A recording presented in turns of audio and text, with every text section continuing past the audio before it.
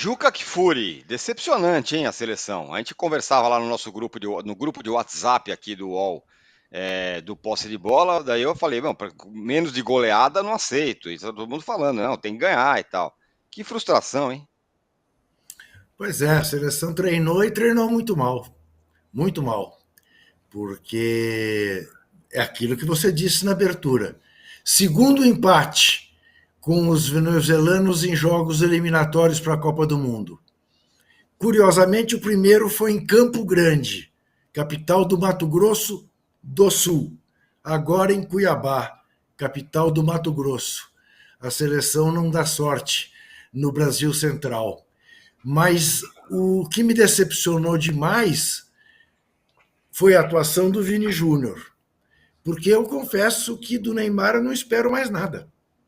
Eu não espero mais nada e chamo atenção para o fato de que, além do mais, ele já não era a última bolacha do pacote, muito menos a última pipoca. E agora jogando num campeonato pouco competitivo do ponto de vista da exigência, né, do alto rendimento, eu posso estar enganado, mas ele está acima do peso. Ele me pareceu gordo, lento e com reflexos tardios. Não acertou um passe em profundidade. Tentou 3 e pôs a bola pela linha de fundo. Verdade que deu o chute que causou escanteio, que ele mesmo bateu, e gol do Bernardo Guimarães. Do Não, Gabriel. gol do Arsenal mesmo. Gabriel Magalhães. Gabriel Magalhães. Anota aí, gol do Arsenal. Isto. Mas foi realmente uma decepção. O melhor de tudo ontem foi a entrevista do Danilo, que, diga-se de passagem, não é lateral para a seleção brasileira. Me pareceu o Ian, pelo menos no apoio, melhor do que ele. Mas ele, ao dizer no final do jogo que é muito difícil para um time que estava acostumado a jogar no modo posicional, agora jogar no modo desposicional. Embora a gente tenha visto muito pouca desposicionação, a não ser com o Rodrigo saindo da direita para a esquerda para fazer aquele agrupamento ali pela esquerda, né? Com o Arana, com o Vini, com o Neymar e com o Rodrigo, mas que também não aconteceu nada ao fazer.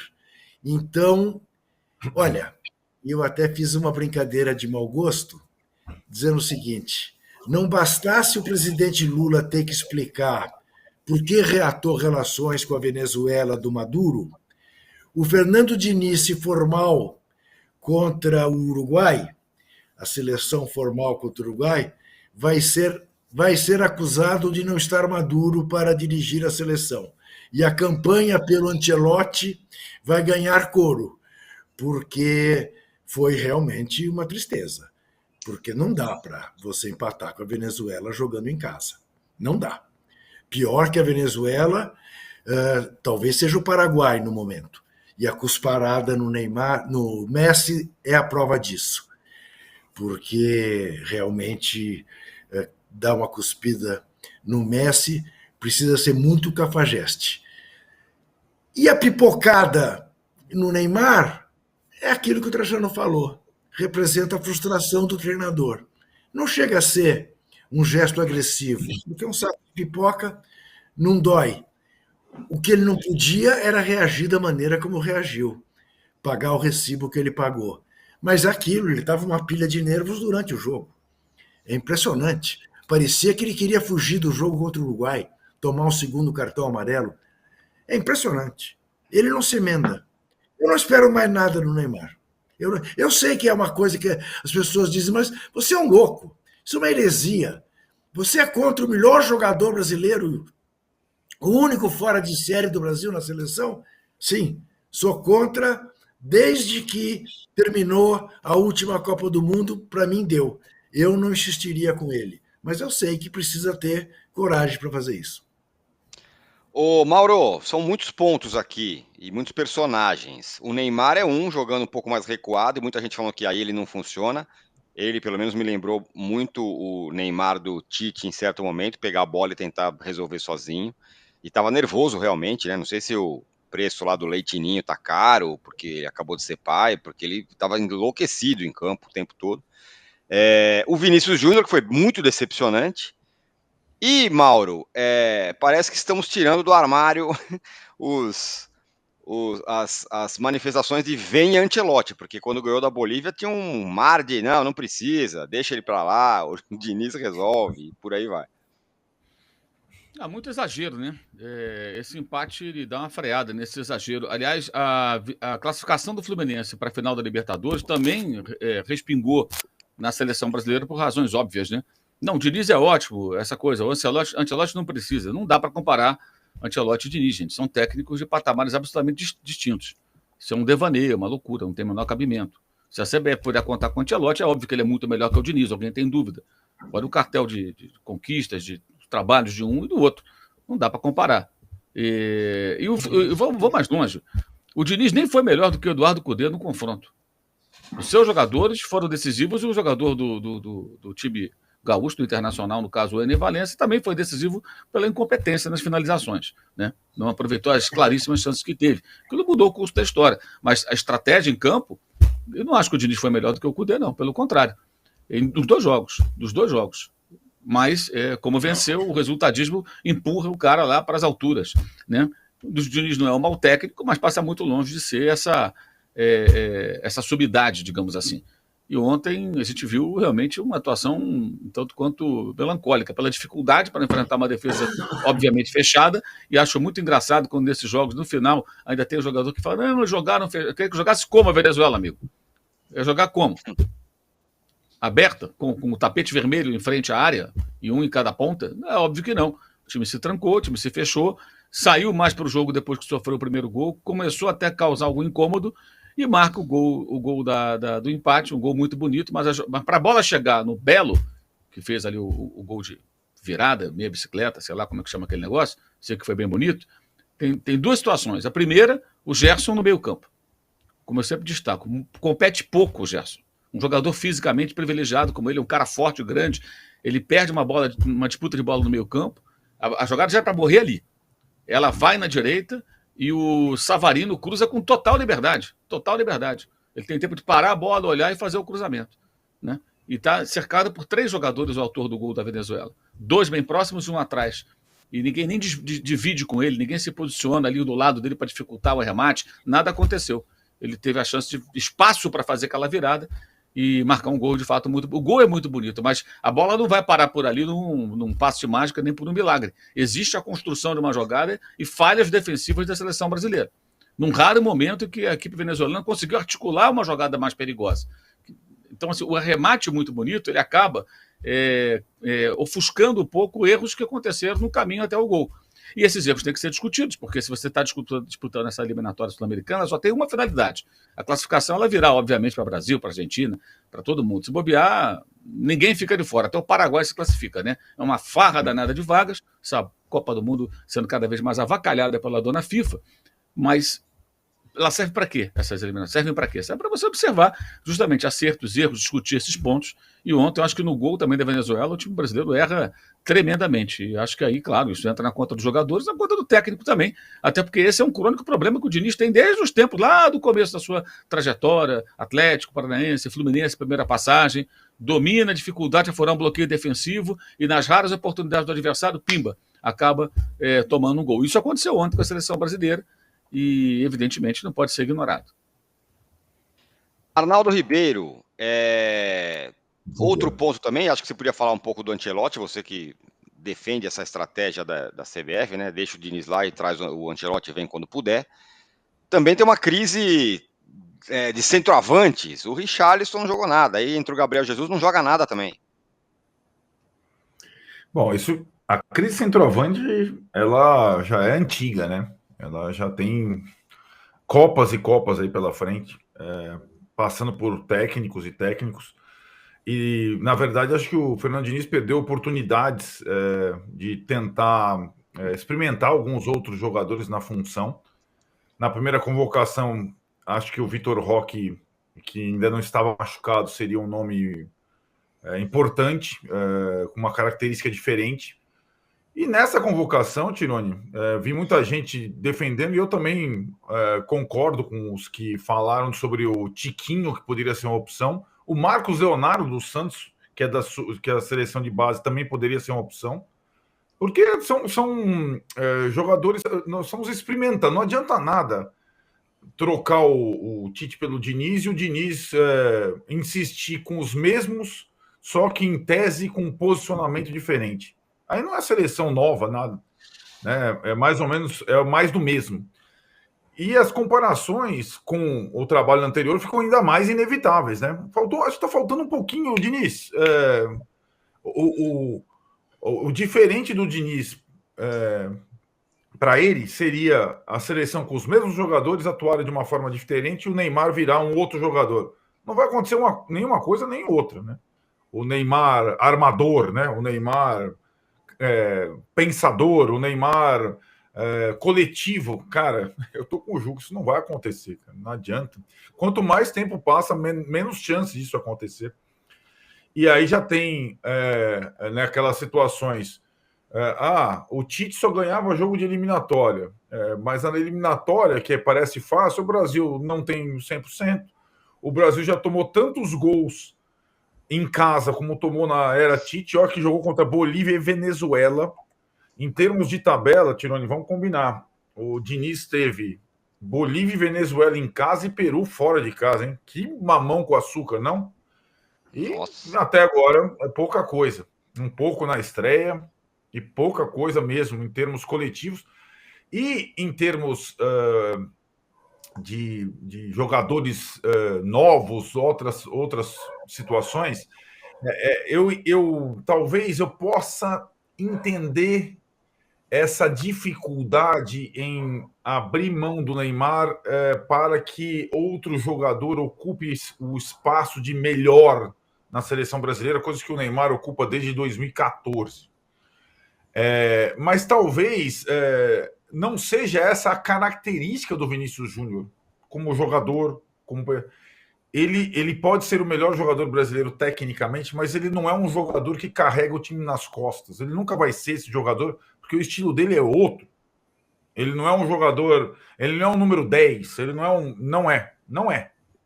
Ele não tem essa personalidade também. É uma outra situação. Ele é um excelente jogador, mas que vários outros, quantos desses a gente acompanhou ao longo da história, que ainda não se sente completamente confortável com a camisa da seleção. É natural. E quanto mais ele jogar, talvez mais ele vá ganhando confiança e vai ficando mais solto, mais inibido e tudo mais. Mas o Diniz seria interessante se ele testasse outras coisas, outras pessoas, outros personagens. Aí o que está acontecendo são as laterais, porque não temos opções. E as opções que a gente se acostumou, elas vão passando da idade e tal, e aí, obrigatoriamente, vão aparecendo novos jogadores, um ou outro. Mas não exatamente por estratégia, opção ou iniciativa do técnico. Né? E em relação ao Ancelotti, eu tô com o Mauro. Não tem comparação, cara. Quando o Ancelotti puder vir, quando ele puder vir, tá ótimo. Muda completamente. Agora, quando o Ancelotti supostamente vier, daqui a um ano, o Neymar já vai ter 1 ano de Arábia Saudita. O Neymar estará 1 ano mais velho. E aí, já que o Fernando Diniz optou por reciclar a seleção do Neymar, vamos ver que daqui a 1 ano, com um novo técnico, o Ancelotti, essa situação da Neymar dependência vai se alterar. Porque até agora é Neymar dono do time, Neymar capitão, Neymar nunca é substituído. E a gente já viu essa história várias vezes. E não deu certo essa história. E o Fernando Diniz, talvez, no seu breve período de seleção brasileira, morra abraçado ao Neymar. Por enquanto, é isso que está no radar. Um ano mais velho e 1 ano mais gordo, né, Arnaldo? Pois é, porque conta dessas questões das ligas mesmo, Juca. É isso mesmo. Menos competição, menos jogos, menos... É bem possível mesmo. Ô, Juca, quantos likes, hein, a gente teremos hoje? Aproveitando esse momento de meio feriado, né, do feriadão, eu acho que 4 mil estarão de bom tamanho. Porque na semana passada eu fiquei meio frustrado, na segunda-feira.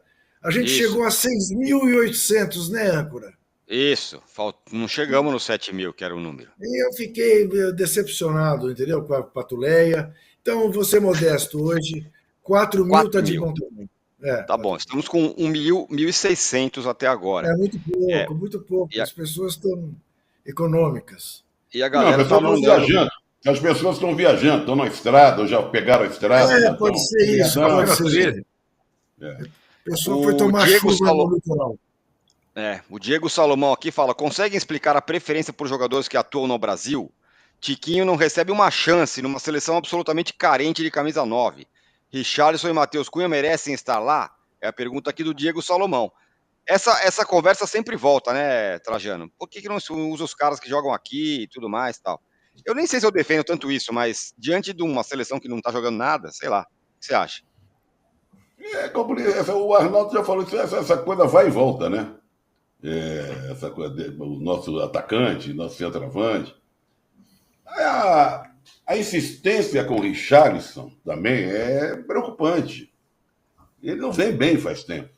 O Gabriel Jesus entrou também, não foi bem. Agora, o que mais me incomoda, tirando o Neymar, porque o Neymar é o Neymar, né? Então incomoda ele jogando mais recuado, prendendo a bola, que não é novidade também. Não. É a apatia, vamos dizer assim, do Vinícius Júnior.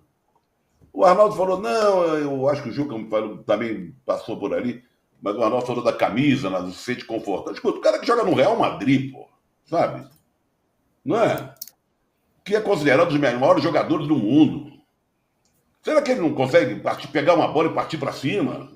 Sabe, foi uma coisa meio preguiçosa, meio ausente, meio esquisita. Ele não tentou uma jogada. Se tentou, foi uma. Havia a expectativa do jogo ontem, se você pegar o noticiário antes da partida... Era ele. Era o Vini Júnior, não era o Neymar. Isso. É verdade. É a seleção com o Vini Júnior. O noticiário era em cima disso. Foi perguntado até o próprio Fernando Diniz. E a maior decepção para mim fica por Vini Júnior. Mas não é só ele que decepcionou. A seleção, de maneira geral. Sabe? De uma capacidade de construir jogadas. Então, eu que estou cacetado até hoje, infelizmente, de ter escolhido o Diniz naquela enquete que teve, também fiquei profundamente decepcionado. O que se viu de progresso? Não tem tempo de treinar, mas é o terceiro jogo já. Não é? E você não vê progresso nenhum, pelo contrário, andou para trás. Essa insistência, o Neymar não é nunca substituído, não convoca jogador daqui, como o nosso amigo aí perguntou. Podia fazer uma experiência. Se dá certo ou não, são outros 500. Né? Agora vai pegar um jogo mais complicado. Vamos dizer que perca do Uruguai, porque o jogo do Uruguai não é bolinho, não é a Venezuela, a Bolívia e o Peru. Né?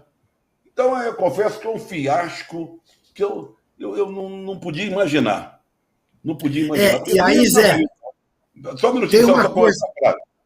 A Venezuela de agora também não é a melhor Venezuela que a gente já viu nos últimos tempos. A Venezuela já foi um pouquinho mais forte. Né? Embora eu não consiga entender como é que deixa o Soteldo no banco durante todo o primeiro tempo e parte do segundo. Né? Porque ele entra e bota fogo no time da Venezuela.